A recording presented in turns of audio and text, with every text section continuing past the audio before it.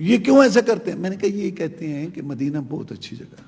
کیا بات ہے مدینہ کی، اور مدینہ کی گلیاں، مدینہ کے بازار، میٹھا میٹھا مدینہ، برکت والی مسجد نبوی، یہ کہتے ہیں بہت اچھی ہے. یہ سارا ہے، لیکن نماز دادی نانی والی جو میں نے اپنی بیبے سے سیکھی تھی میں نے وہ پڑھنی ہے، یہ کہتے ہیں. ان کا یہ مسئلہ ہے. مجھے وہ کہتے تھے تو ان کو سمجھاتا نہیں ہے کہ وہی کہاں آئی ہے، مدینے میں وہی آئی ہے یا وہاں لاہور فیصل آباد میں؟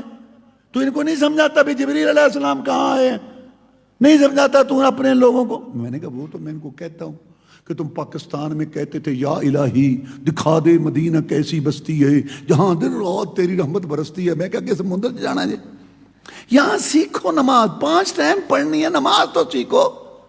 4 لاکھ روپیہ حاجی لگا دیتا ہے، حج کر کے آتا ہے، جو نماز دادی نانی والی لے کے جاتا ہے وہی واپس لے کے آتا.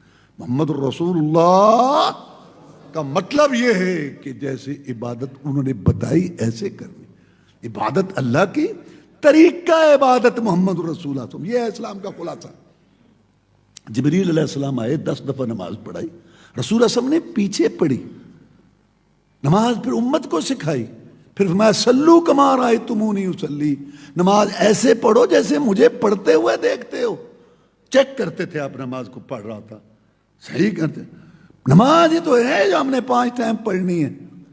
رسول اللہ صلی اللہ علیہ وسلم یہ نماز، او جی ٹھیک ہے، تو بھی ٹھیک ہے، میں بھی ٹھیک ہے، پتہ نہیں کون سا سجدہ اللہ کو منظور ہے. او جی چھوڑو جی چھوڑو. چھوڑو چھوڑو کیوں؟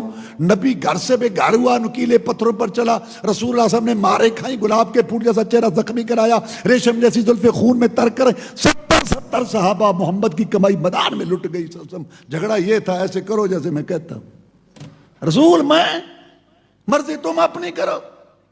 اس لیے میرے بھائیو، ایمان میں یہ بات ہے کہ ہم کلمے کو سمجھیں، رسول اللہ صلی اللہ علیہ وسلم کے طریقے کو سمجھیں، کیونکہ اللہ نے قسم اٹھا کے فرمایا فَلَا وَرَبِّكَ لَا يُؤْمِنُونَ حَتَّى يُحَكِّمُوكَ فِي مَا شَجَرَ بَيْنَهُمْ ثُمَّ لَا يَجِدُوا فِي أَنفُسِهِمْ حَرَجًا مِّمَّا قَضَيْتَ وَيُسَلِّمُوا تَسْلِيمًا. کہ اے نبی محمد کریم صلی اللہ علیہ وسلم، مجھے تیرے رب کی قسم ہے، یعنی مجھے اپنی ذات کی قسم ہے، یہ مومن نہیں ہو سکتا.